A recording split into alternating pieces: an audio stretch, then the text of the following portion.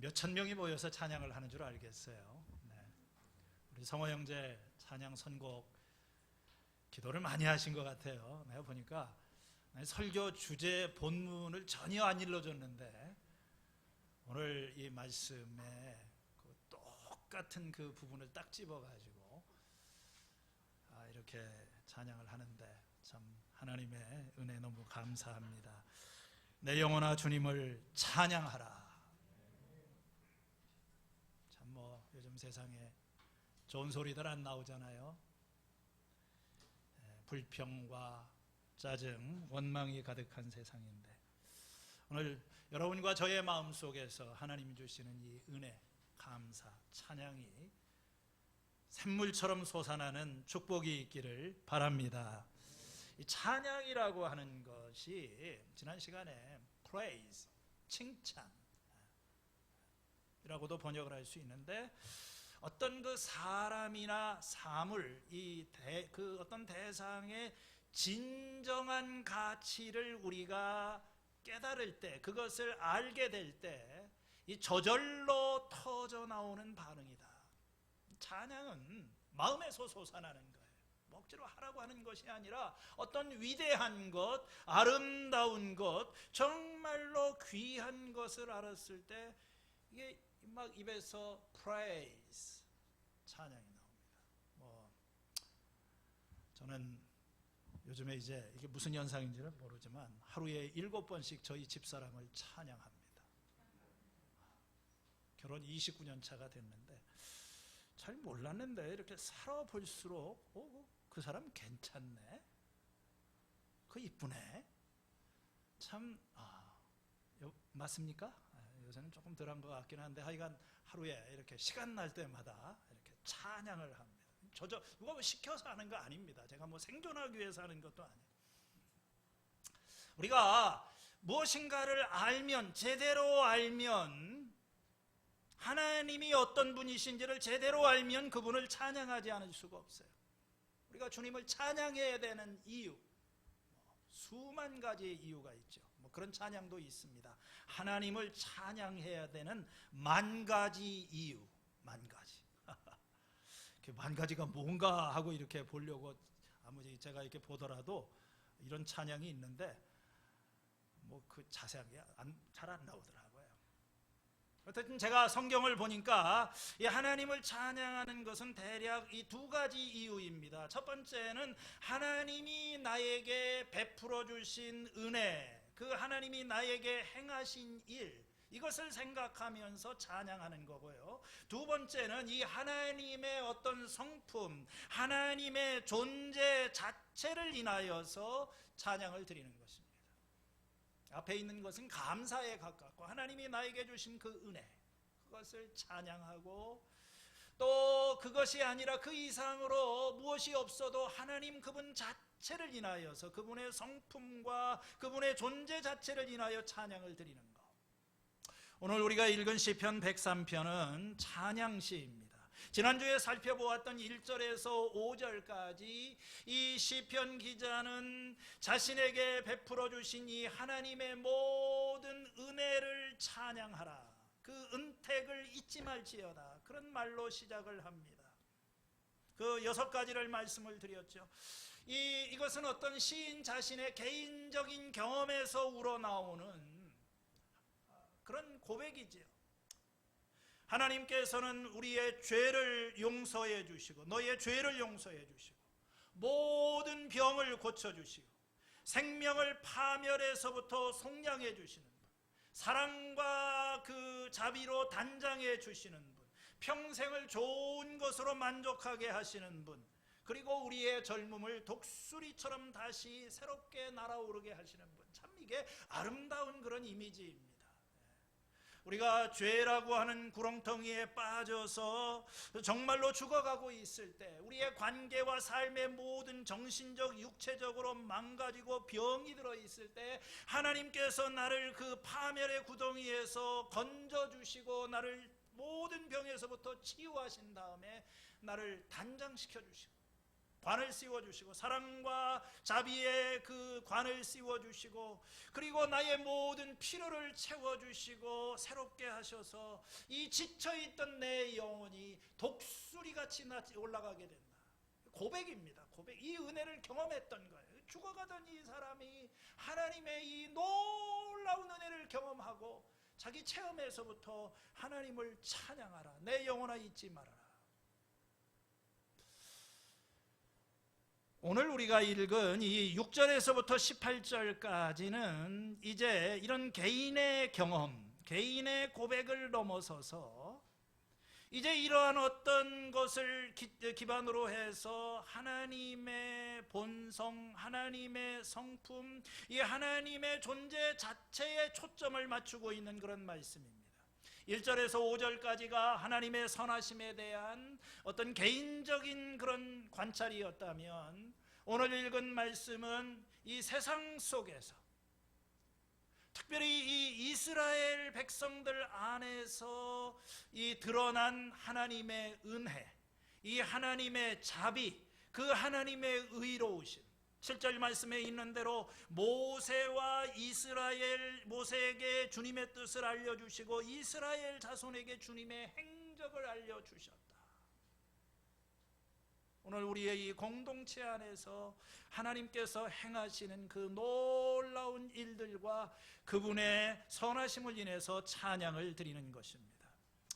주님을 찬양해야 될 많은 이유들, 하나님께서 베풀어 주신 크고 작은 많은 은혜들에 대해서 감사하기도 하지만 오늘 이 찬양의 이유가 하나로 압축이 되고 있습니다. 그것은 하나님의 사랑과 자비입니다. 사랑과 자비로 나를 단장시켜 주셨다. 오늘 이 본문의 말씀에서 가장 많이 반복이 되고 있는 핵심 단어는 사랑이라고 하는 말이에요. 히브리 말로는 헤세드, 하나님의 한결같은 사랑. 3절, 8절, 11절, 17절.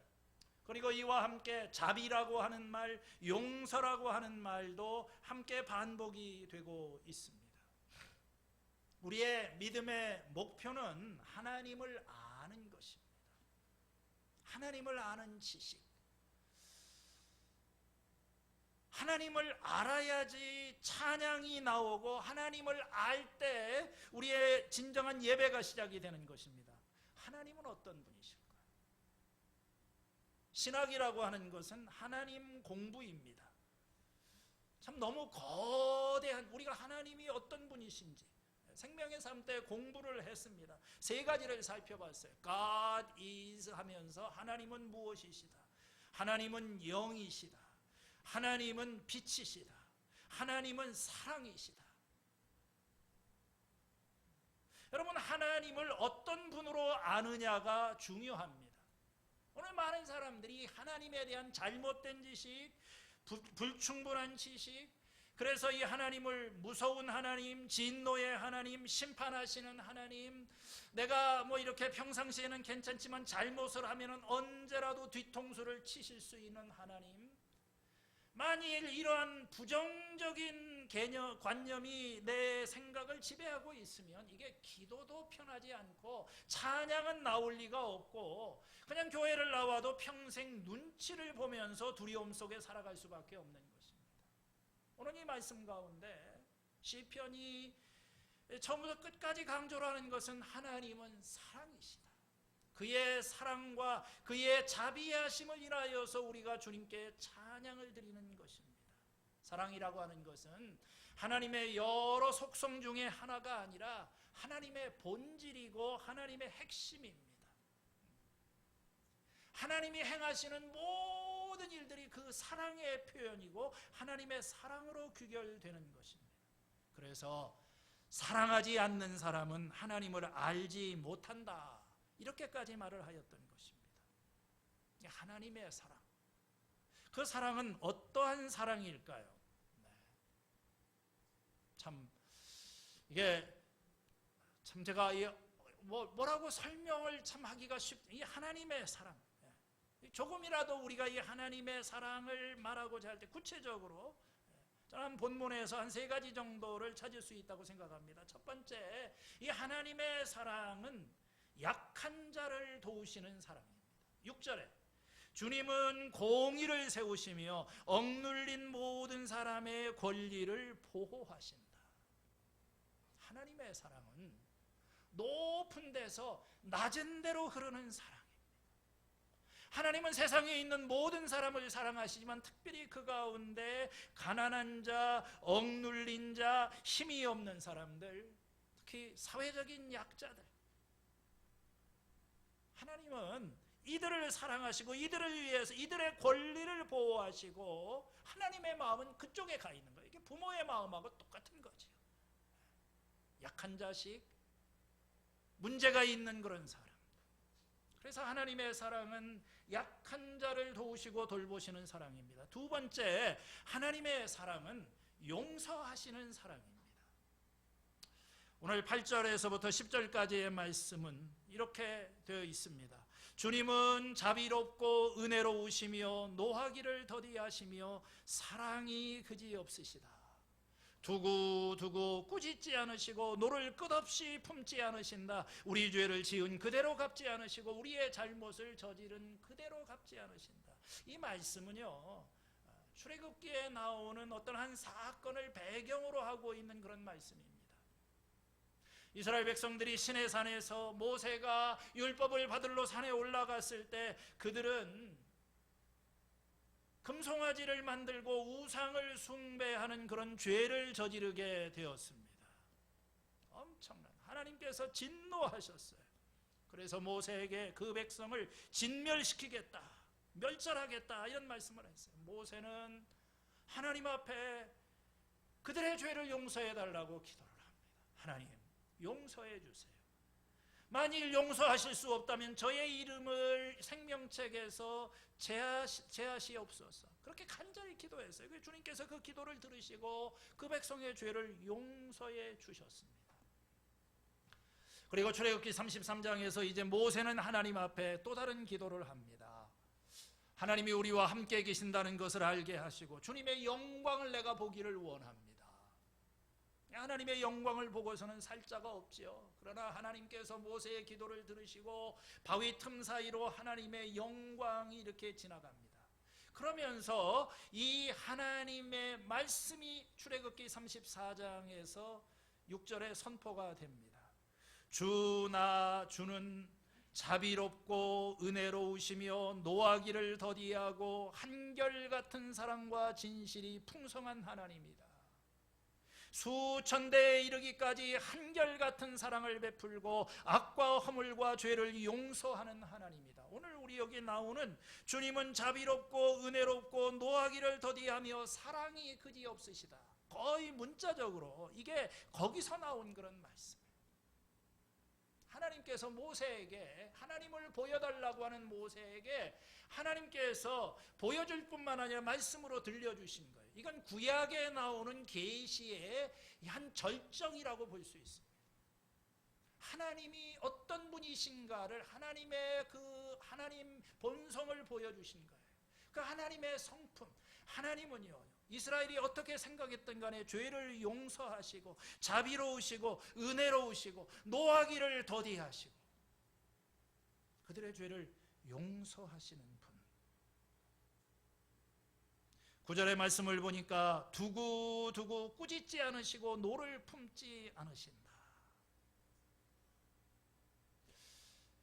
죄를 지었어도 그 죄를 그대로 갚지 않으시고 잘못을 저지른 그대로 갚지 않고 용서하시는 것.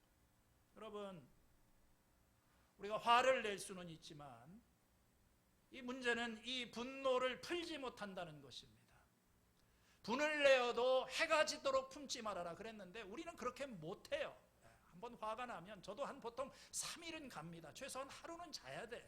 그래야지 좀 이게 분이 풀려요. 참 이게 죄송한 말인데. 그런데 여기 보니까 주님께서는 두고 우리를 꾸짖지 않으시고, 꼭 그런 사람들 있죠. 옛날 얘기 꺼내가지고 또 혼내고 또 꾸짖고 그렇죠?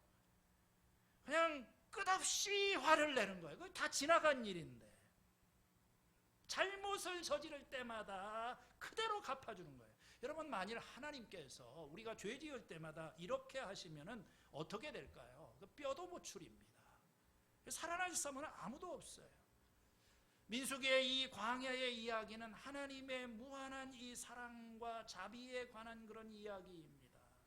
광야를 지나가는 이스라엘 백성들이 끊임없이 하나님을 배신하고 잘못된 길을 걸어가고 하나님의 인내를 시험합니다. 그러나 또 그들이 고난 중에 부르짖으면 하나님께서 그 기도를 들으시고 그들을 용서해 주시는 거예요. 그게 민수기의 광야입니다. 10절 말씀에서는 이 하나님의 사랑이 얼마나 크고 위대한 것인지를 노래하고 있습니다. 하늘이 11절인가요? 네, 이 하늘이 땅에서 높음같이 주님을 두려워하는 사람에게는 그 사랑도 크시다. 이 하나님의 사랑을 비유적으로 말할 수밖에 없어요. 아까도 찬양을 부르는데 하나님의 사랑은 뭐 파도보다 강하고 또 뭐보다 강하다고 그랬습니까? 하여간 그러나 이 하나님의 사랑이 얼마나 크냐 하게 되면은 하늘이 땅보다 높음같이, 하늘보다 땅보다 더 높으십니다. 이게 이 말씀의 의미가 뭡니까? 하나님이 일하시는 방식과 이 하나님의 심판의 표준은 우리가 기대하는 것과 동일하지 않다고 하는 거예요. 우리가 생각하게 될 때는 우리는 이런 상황에서는 당연히 하나님의 심판과 진노를 기대하지만 죄를 지었는데도 그런 일이 일어나지가 않은 거예요. 하나님의 사랑은 우리의 기대를 항상 넘어서는 것입니다. 우리의 죄대로 그대로 갚지 않으시고 죄를 용서하시고 받아줘요. 동쪽에서 서에서 먼 것 같이 우리의 반역을 멀리 하신다. 여러분, 동쪽하고 서쪽하고는 얼만큼 멀리 떨어져 있습니까? 완전히 반대잖아. 이건 영원히 만날 수가 없는 겁니다. 하나님께서 우리의 죄를 그렇게 용서해 주시는 거예요. 여러분, 하나님의 사랑은 용서하시는 사랑입니다.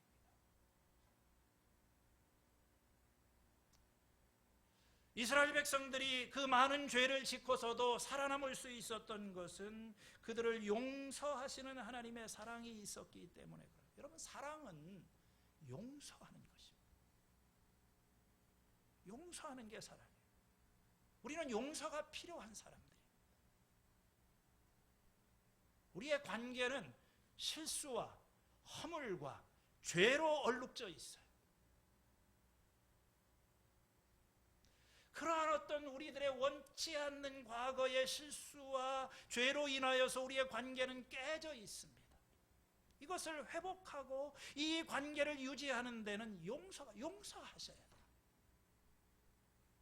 하나님께서 우리를 용서하셨어요. 용서하지 않으면 이 관계가 회복이 될 수가 없는 것입니다. 참 돌이켜보니까 우리 인생에 실수도 많고 죄도 많았어요. 오늘은 뭐 이런 얘기 해도 되는지 모르지만 오늘 제 생일날입니다. 60번째 생일날, 정확하게 60년을 살았어요. 원래 저는 생일날은 우리 집에서도 기억도 안 하고 그냥 넘어갑니다. 그런데 오늘 그냥 여러분들 뭐 참 감사하지요. 저는 또 생일이 음력입니다. 그래서 제 생일이 누군지도 몰라요. 며칠 전에가 오바마 생일이었던 것 같더라고요. 나랑 동갑이더라고요, 보니까. 근데 금년은 또 저희 집사람하고 생일이 같은 날입니다. 우리 집사람은 양력이고 저는 음력이에요. 내가 29년을 함께 살았는데 생일날이 이렇게 겹친 날은 또 처음이에요. 그래서 오늘 저녁에 맛있는 거 먹으러 갈 겁니다. 무슨 얘기를 하려고 하냐면, 지나온 날을 보니까 참 아슬아슬한 때도 많았고 참 부끄러운 순간도 많이 있었어요. 내가 어떻게 이렇게 살아있을까? 존재하고 있을까? 하나님의 자비, 하나님의 사랑이, 하나님께서 용서해 주시고 다시 기회를 주신 거예요. 그래서 우리는 용서해야 됩니다. 주기도문을 날마다 해야 돼요. 우리가 우리의 죄를 사하여 준 것 같이 우리의 죄를 사하여 주시옵소서. 우리는 하나님의 용서가 필요하고 서로의 용서가 필요한 사람이에요. 사랑은 용서하는 것입니다. 세 번째로 하나님의 사랑은 불쌍히 여기는 사랑입니다. 13절에 부모가 자식을 가엾게 여기듯이 주님께서는 주님을 두려워하는 사람을 가엾게 여기신다. 참 번역을 아주 감성적, 가엾게 여기신다. 옛날 성경에는 불쌍히 여긴다, 긍휼히 여긴다, 굉장히 이모셔널한 그런 단어이지 않습니까? 자식을 바라보는 그 어머니의 마음, 여기에서는 아버지가 자식을 불쌍히 여긴다고 했는데 원래 원문은 그렇습니다. 아버지도 사실 자식을 불쌍히 여겨요. 믿어지지 않겠지만 하나님과 우리 백성의 관계가 부모 자식의 관계의 비유가 되고 있는 거예요.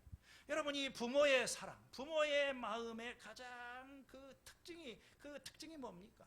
부모의 자식 사랑의 특징이 뭐예요? 그 사랑은 가엾게 여기는 마음이에요. 불쌍한 겁니다. 부모의 사랑은, 자식에 대한 사랑은 다른 게 아니에요. 자식이 어떤 상태에 있든지 무슨 행동을 하든지 그를 보면 불쌍하고 안 된 마음이 드는 겁니다. 이 불쌍히 여기는 마음이 사랑인 겁니다. 우리가 뭐 사랑이 없고 나는 사랑이 부족하고 뭐 여러 가지 것이 있지만, 그러나 사랑은 뭐냐면은 이 불쌍히 여기는 마음, 애틋한 마음. 남편을 보니까, 고생하고 있는 남편을 보니까, 아내를 보니까 마음이 안 됐어요. 사랑은 거기서부터 시작이 되는 것입니다. 하나님의 사랑은 우리를 불쌍히 여기시는 사랑.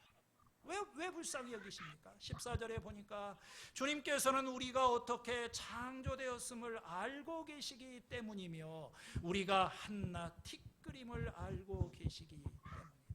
하나님은 창조주시고 우리 인간은 피조물입니다. 우리를 만드신 분이 우리를 가장 잘 알고 계세요. 하나님은 우리의 본질을 알고 계십니다. 내가 뭐 어떻게 포장을 하건 인간이 대단한 것 같지만 우리의 연약함을 알고 계시는 거예요. 우리 인간이라고 하는 것이 흙으로 만들어진 한낱 티끌 같은 존재다. 이 흙도 아니고 티끌이라고 했습니다. 그냥 아주 가루를 바수고 벗어가지고 그 흔적조차 찾기 힘든, 정말로 깨지기 쉬운 존재, 부서지기 쉬운 존재. 흙으로 만든 그런 존재. 사람이 건강한 것 같지만 마치 이 토기장이가 그 손에 들고 있는 이 토기에 대해서 그걸 손을 잡고 하나님을 지금 생각하는 겁니다. 이 감각적으로 알고 있어요. 이 토기의 이 강도, 약함, 견고함, 이걸 알고 있어요. 어느 정도 압박이 가해지면 깨질지 모르다는 것도 알고 있어요. 하나님은 우리를 알고 계십니다. 우리는 강철이 아닙니다. 우리가 약하다고 하는 걸, 시험과 고난이 닥칠 때 하나님께서 알고 계세요. 그래서 감당치 못한 시험은 허락하지 않으세요. 우리는 약한 존재입니다. 뭐 사람이 대단한 것 같지만, 뭐 대통령도 하려고 하고, 뭐 회사에서 또 무슨 뭐 지위도 올라가고 여러분들 다 있겠지만 사람은 아무것도 아닙니다. 아무것도 아니에요. 티끌입니다. 저 요즘에 지난주에 벌써 2번이나 제가 장례식에 가고 연화장에 화장장에 가서 저희 집사람 직장 동료, 저희가 요고대에 와서부터 가장 오래 같이 있었던 자매가 갑자기 그 전날까지 괜찮았는데 며칠 전까지 통화도 같이 했는데 세상을 떠났어요. 정말 활발하고 아름답고, 아직 결혼도 하지 않았어요. 40 초반입니다. 연화장에 가서 한 줌의 제가 되어가지고 그 잔디 흙으로 되어 있는 거기에다가 따로 유골함 하지 않고 그냥 흙으로 돌아가게 하는 잔디장을 하더라고요.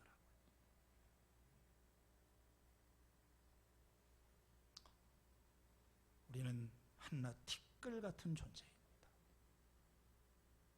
참 불쌍한 존재예요. 하나님은 그걸 아십니다. 하나님은 우리를, 이 연약한 인간을 아시는 거예요. 그래서 우리의 치유와 회복은 이 불쌍히 여기는 마음에서부터 시작이 됩니다. 부부 상담을 하시는 어느 목사님에게 제가 물었습니다. 그렇게 팽팽하게 대립관계에 있던 이 부부가 서로 간에 갑자기 관계가 회복이 되는 이 반전, 이 치유가 시작되는 그게 어떤 순간입니까? 그랬더니 그러시더라고요. 그 자신의 마음의 진실이 전달될 때 변화가 시작된다는 거예요. 그게 뭐 어떻게 됐든 간에, 얼굴을 마주 보았든 간에 그 상대방에 대한 그 마음에 있는 어떤 진실, 애틋한 마음이 이렇게 딱 전달이 될 때. 레리 크랩이라고 하는 미국의 상담학자가 있습니다. 얼마 전에 세상을 떠나셨더라고요. 미국에 있을 때 제가 이분 책을 많이 봤었습니다. 저명한 기독교 상담자이고 심리학자입니다. 제가 이게 끊어진 관계 다시 읽기라고 하는 책을 가지고 있는데,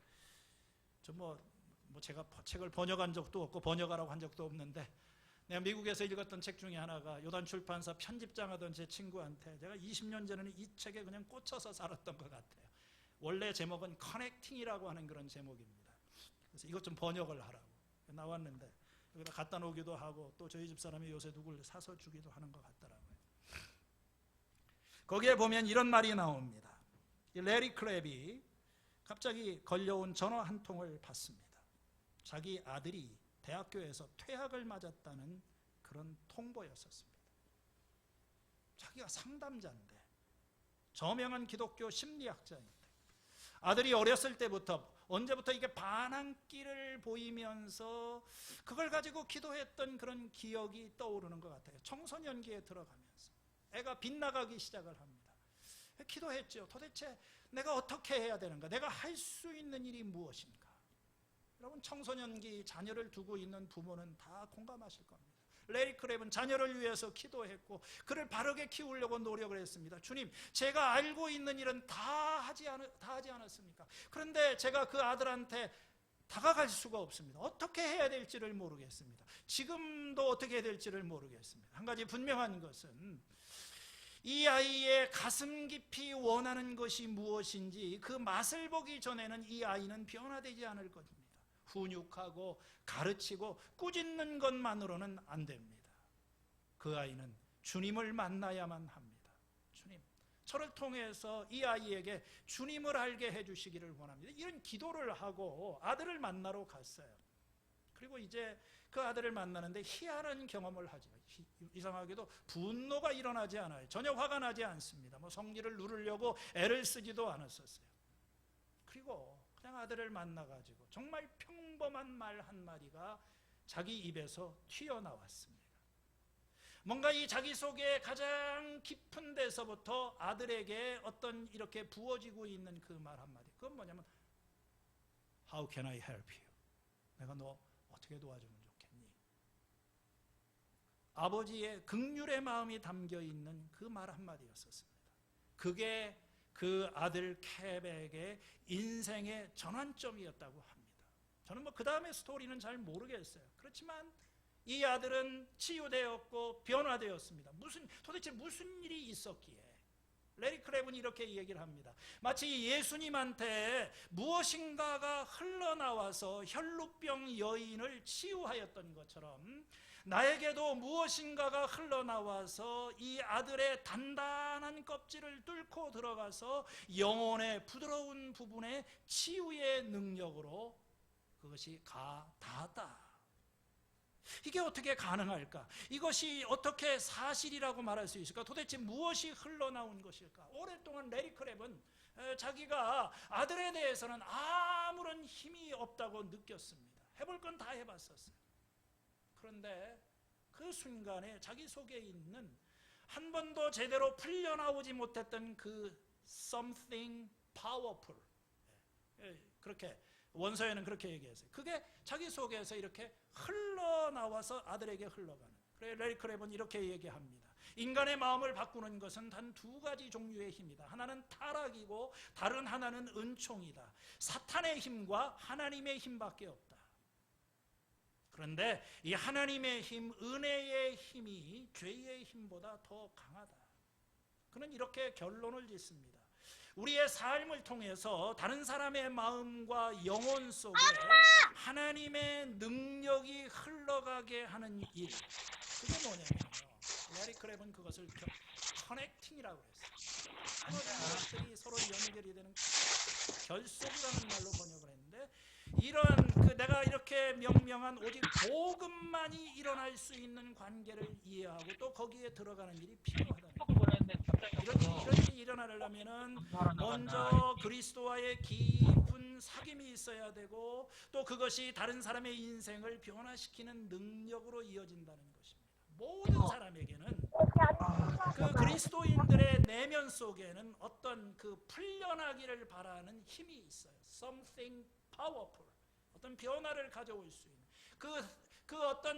어떤 힘이, 파워풀한 그것이 그 상대방에게 있는 something good, 어떤 선한 것과 이렇게 딱 커넥트가 되는 그런 순간에 한 사람에게서 무엇인가가 흘러나와서 다른 사람에게 흘러 들어가게 되는데, 바로 그때에 영혼의 깊은 상처를 치유하고 건강을 회복하는 힘이 나타나게 된다. 저는 이 말이 이게 무슨 말인지를 압니다. 여러분들이 이미 경험했어요. 그것이 목장 모임이건 아니면 어떤 가족 간의 관계이건, 이 끊어진 관계를 다시 이어주게 만들고 병든 우리의 삶을 치유하는 이 파워가 우리 속에 있다는 거예요. 성령님이 내 안에 계시면서, 그것은 뭐냐면은 성령께서 주시는 불쌍히 여기는 마음, 애틋하게 여기는 마음, 그 마음입니다. 그 마음이 이렇게 전해지면, 내가 말로도 그저께도 우리 초원 모임을 하면서 목자들 가운데 그 말씀을 이렇게 언젠가 얘기를 하고 누가 얘기를 했던데, 정말 자식 문제 때문에 말도 못하고 표현도 못하는데 그냥 통곡을 하면서 울었대요. 근데 전달이 되더래. 그 다음부터는 참이 우리가 또 많이 회복이 되고 달라졌다. 오늘 우리에게는 이 불쌍히 여기는 마음, 끊어진 관계를 이을 수 있는 것은 아무것도 없는 것 같아요. 오늘 이 마음을 하나님 앞에 우리가 그 마음을 달라고 기도하는 우리들이 되어야 될 줄로 믿습니다. 이 6절에서부터 14절까지의 말씀은 이처럼 하나님의 사랑, 그 사랑은 우리를 불쌍히 여기고 우리를 용서해 주시는 사랑이다, 이런 데 초점을 맞추었다면, 15절에서 18절 남아있는 부분은 우리 인생의 덧없음, 하나님의 영원한 사랑을 이렇게 서로 대조를 하고 있어요.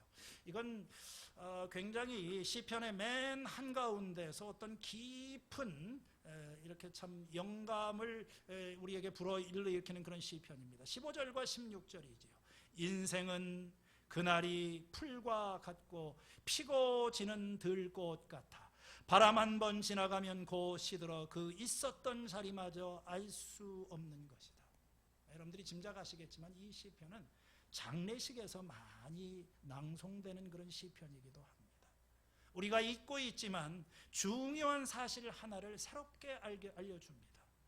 우리 인간의 삶은 매우 짧고 언젠가 우리는 잊혀지는 사람이 된다는 사실입니다.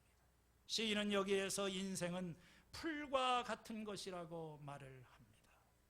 인생은 그 날이 풀과 같다. 수많은 풀잎 사이를 비집고 어떤 연약한 풀잎 씨 하나가 싹쓸 틔웁니다. 비를 맞으면서 그 씨가 쑥쑥 자라나고 다른 풀잎보다 키가 크게 됩니다. 싱싱한 자태를 뽐냅니다. 그러다가 어느 날 갑자기 뜨거운 여름바람이 불어옵니다. 사막의 열풍이 불어와요. 갑자기 풀잎은 쓰러집니다. 시들어버려요. 인생은 꽃과 같은 것이라고 그랬습니다. 인생의 아름다움은 들의 꽃과 같다. 이 꽃이라고 하는 것은 아름다움과 영광을 이야기를 합니다. 우리의 삶을 이 영광으로 단장시켜주는 그런 여러 가지 있지요. 자녀, 또 직장, 또 여러 가지 건강, 미모, 이 모든 것들이 인간마다 다 참 인생을 우리를 단장시켜주는 그 독특한 아름다움을 가지고 있어요. 그런데 바람 한 번 불게 되면 그 아름다운 꽃도 오래가지 못합니다. 화무, 십일홍, 열흘을 갖지를 못해요. 인간은 유한한 존재입니다. 삶은 영원하지 않아요. 사람이 존귀하지만 장구하지 못하며 멸망하는 짐승과 같도다. 이사야서 40장 6절에 모든 육체는 풀이요 그 모든 아름다움은 들의 꽃과 같으니 풀은 마르고 꽃은 시들어버리게 된다. 인생은 덧없는 거예요.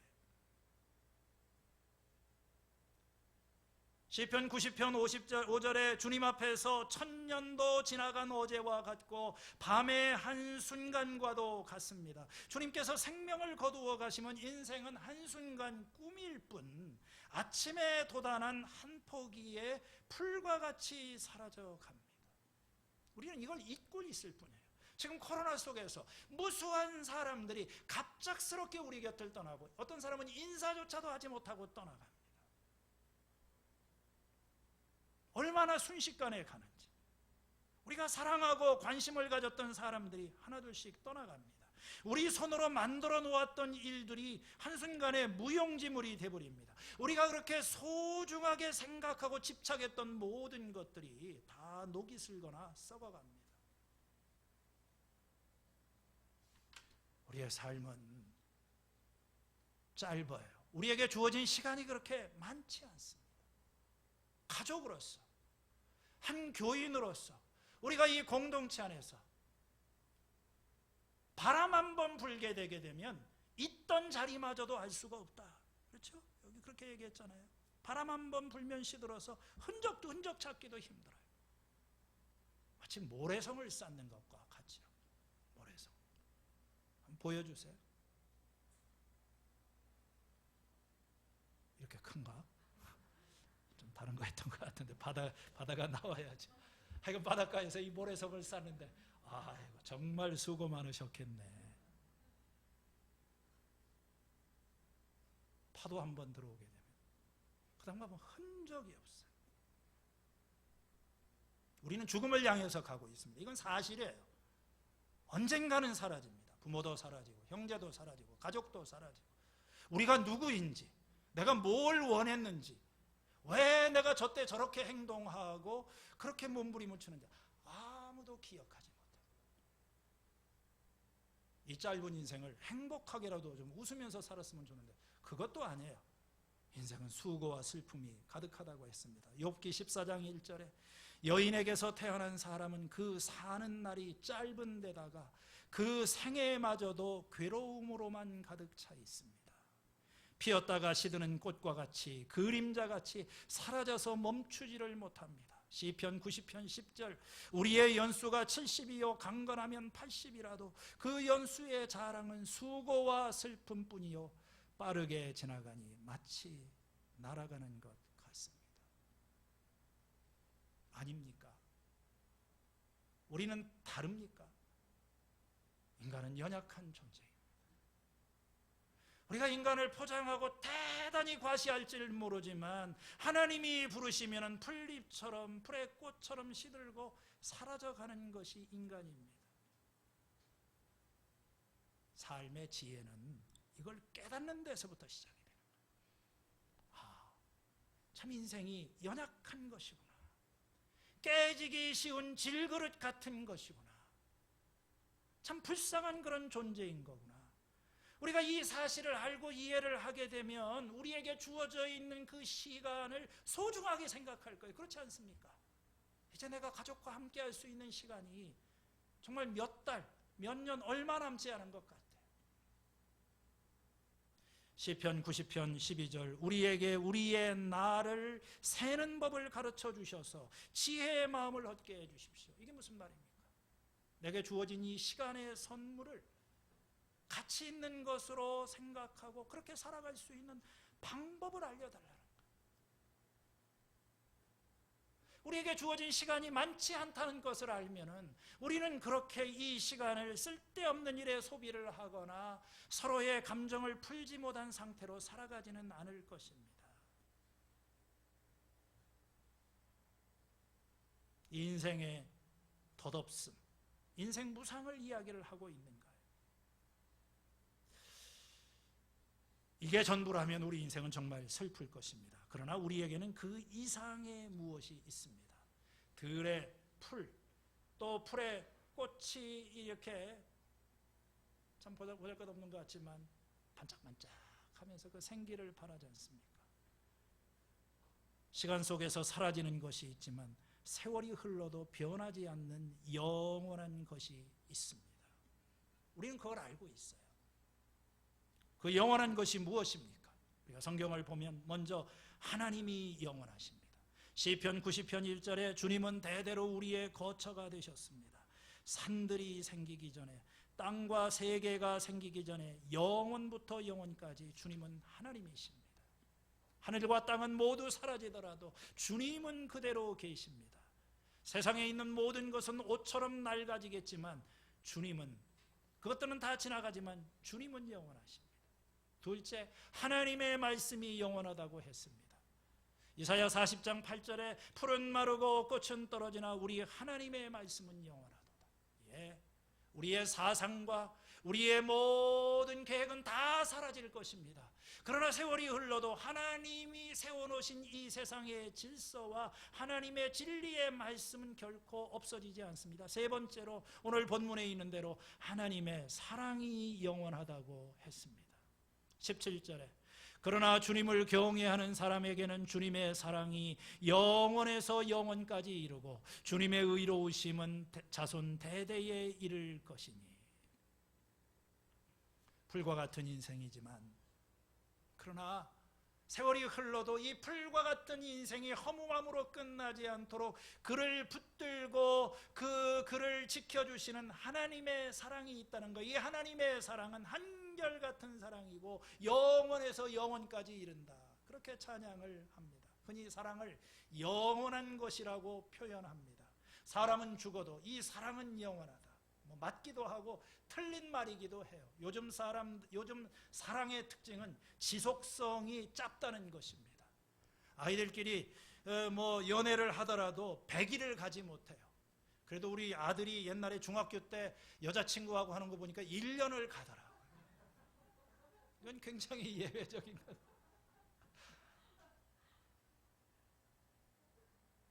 사랑이 변합니다. 시간에 따라서, 상황에 따라서 변하는 거예요. 그래서 우리는 변하지 않는 사랑, 영원한 사랑에 대한 그런 목마름이 필요합니다. 세월의 흐름 속에서 상황이 바뀌어도, 환경이 바뀌어도 변치 않는 사랑, 한결같은 사랑, 신실한 사랑, 어떤 악조건 속에서도 실패하지 않는 그런 사랑. 그런 사랑은 어디에 있을까요? 부모의 사랑, 한결같은 사랑이죠. 자식이 뭐라고 하건 뭐라고 난리를 치건, 우리 목자 목녀님들의 사랑, 사람들이 뭐라고 난리를 치건, 세상이 다 변하고 사라져도 한 가지는 남아있는데 그게 하나님의 사랑입니다. 세상 소망 다 사라져가도 주님의 사랑은 끝이 없으니 살아가는 모든 순간이 은혜임을 내가 압니다. 이따 마지막에 우리 한번 이 찬송 부를 거예요. 여러분, 무엇이 영원합니까? 이 덧없이 살아가는 이 세상 속에서 언젠가는 부모도 사라지고 친구도 사라지고 가족도 사라지고 내가 힘쓰던 모든 것이 사라지는데 무엇이 남습니까? 하나님만이 영원하시고 그 하나님의 영원하신 사랑은 지금도 변치 않고 우리를 붙들고 계시다고 하는 것입니다. 이걸 아는 것이 우리에게 얼마나 위로가 되는지를 몰라요. 우리는 그 사랑 안에 있습니다. 그의 자손이 나의 법을 버리고 나의 규례를 따라서 살지 않고 내 율례를 깨트리고 내 계명을 지키지 않으면 하나님께서 그 책임을 물어서 채찍으로 치고 매질을 할 것이다. 그러나 그에게 약속한 나의 진실함은 변하지 않으며 나는 내 언약을 깨트리지 않으며 내 입으로 말한 것은 결코 번복하지 않는다. 하나님께서 우리의 조상들을 통해서 주셨던 이 약속의 말씀, 사랑의 그 말씀은 취소가 될 수 없는 거예요. 이 하나님의 사랑이, 그 신실한 사랑이 가장 분명하게 표현된 것이 예수 그리스도의 십자가예요. 주님을 부정하고 주님을 배신하고 언약을 깨트린 우리들이었지만 우리는 하나님을 실망시켰지만 하나님은 우리를 실망시키지 않으십니다. 때가 참에 하나님께서 그 아들을 보내셨고 우리를 사랑하신다는 그 사랑을 입증해 주셨어요. 이 사랑이 우리들의 소망의 근거가 됩니다. 로마서 5장 5절에 이 희망은 우리를 실망시키지 않습니다. 하나님께서 우리에게 주신 성령을 통하여 그의 사랑을 우리의 마음속에 부어주셨기 때문입니다. 여러분, 참 이 바쁘게 돌아가고 우리의 삶이 혼돈스러운 세상 가운데 참 쉽지 않지만, 자식이 부모의 사랑도 모르는데 우리 인간이 이 하나님의 사랑을 우리가 어떻게 다 이해를 할 수가, 어떻게 그걸 설명을 할 수가 있겠습니까? 그러나 조금이라도 오늘 우리를 살아있게 만들고 우리의 삶을 존속하게 하고 이 세상이 무너지지 않도록 지켜주시면서 용서하시고 불쌍히 여기시고 오늘도 변치 않는 사랑으로 붙들고 계시는 이 하나님의 사랑, 그 사랑이 실제라고 하는 것을 느끼고 경험하고 또 성장해가는 하나님의 종들이 될 수 있기를 바랍니다. 이 사랑은 누구에게 주어지는 것입니까? 누가 이 사랑의 그 수혜자가 될 수 있는 것입니까? 어떤 조건을 갖추어야 될까요? 아무것도 없어요. 그것은 선물입니다. 값없이 주는 그런 선물입니다. 그러나 한 가지 조건이 사실 있어요. 이렇게 보니까 그건 뭐냐면 하나님을 경외하는 그런 것입니다. 오늘 이 시편의 말씀을 이렇게 읽다가 보면은 이 본문 가운데 3번에 걸쳐서 시인은 하나님의 자비와 사랑은 그분을 두려워하는 사람, 경외하는 사람을 위한 것이라고 합니다. 11절에 하늘이 땅에서 높음같이 주님을 두려워하는 사람에게 그의 사랑이 크다. 13절에 주님을 두려워하는 사람을 하나님은 가엾게 여기신다. 17절에 주님을 경외하는 사람에게 주님의 사랑은 영원에서 영원까지 이르게 될 것이다. 여러분, 사랑은 관계입니다. 혼자 할 수 있는 게 아닙니다. 일방적인 것이 아니에요. 하나님의 사랑이 아무리 위대한 것이라고 할지라도 이 하나님의 사랑은 어떤 쌍방적인 그런 관계에 있어요. 우리가 하나님께서 우리를 사랑하신 것처럼, 모든 것을 주셔서 사랑하신 것처럼 우리도 그분을 사랑해야 됩니다. 어떤 사랑으로요? 마음을 다하고 목숨을 다하고 힘을 다하여서 하나님을 사랑하라. 그것이 바로 하나님을 경외하는 것이라고 표현을 했습니다. 가난한 마음, 갈급한 마음, 사모하는 마음. 하나님의 사랑은 그 사람들 속에서 열매를 맺고 그 사랑이 기적을 만들어내는 것입니다. 시편 91편 14절에 그가 나를 사랑한즉 내가 그를 건지리라. 잘 읽어보세요. 그가 나를 사랑한즉 내가 건지리라. 로마서 8장 28절에 하나님을 사랑하는 자, 곧 그 뜻대로 부르심을 입은 사람에게는 모든 것이 합력하여 선을 이룬다. 우리는 뒤에 것만 계속 하지 않습니까? 모든 게 잘 될 거야. 아니지요. 하나님을 사랑하는 자에게 하나님께서 이 모든 것이 합력하여 선을 이루게 하신다는 것입니다. 하나님을 경외하는 것은 말씀에 대한 순종으로 표현이 됩니다. 말로는 누가 못하겠습니까? 오늘 많은 사람들에게 이 하나님에 대한 경외의 마음이 없어요. 행동하는 거 보면 알아요. 순종은 하지를 않아요. 이 하나님을 경외하는 것이 무엇인지를 가장 잘 보여준 사람이 창세기 아브라함입니다. 자기 아들을 데리고 모리아 산으로 올라갔어요. 창세기 22장 12절에 그 자식을 바치려고 하는 그 극적인 순간이 지나간 다음에 하나님께서 말씀하십니다. 내가 내 아들 독자까지도 나에게 아끼지 않았으니 내가 이제야 네가 나를 경외하는 줄을 알게 되었다. 아브라함이 그전에도 믿음이 다 있었지만 그가 정말 하나님을 경외하는 사람이라고 하는 것은 자신의 사랑하는 독자까지도 하나님 앞에 드릴 수 있는 이 순종을 통해서 그의 경외하심이 표현이 되었다고 하는 것입니다. 사랑하는 우리 참 형제 자매 여러분, 오늘 우리가 이 주님의 크신 사랑, 그 변치 않는 한결같은 사랑의 영원한 사랑 앞에서 우리 인간은 정말 덧없고 변덕스럽고 영원하지 못하지만 오늘도 주님께서는 그 사랑으로 우리를 받아주시고 우리에게 다가오십니다. 그래서 오늘 좀 설교가 길어졌네요. 그렇지만 우리 마지막으로 다 자리에서 일어나시기를 바랍니다. 오늘 이 말씀을 이렇게 잘 생각나게 하는 그런 찬양인 것 같습니다. 주 나의 모습 보내 상한 마음 보시네. 나의 눈물을 아시고 우리의 연약함을 아시는 주님, 세상의 소망은 사라져가도 주님의 사랑은 끝이 없다. 우리 말씀을 생각하시면서 함께 찬양 부르시고 기도하겠습니다.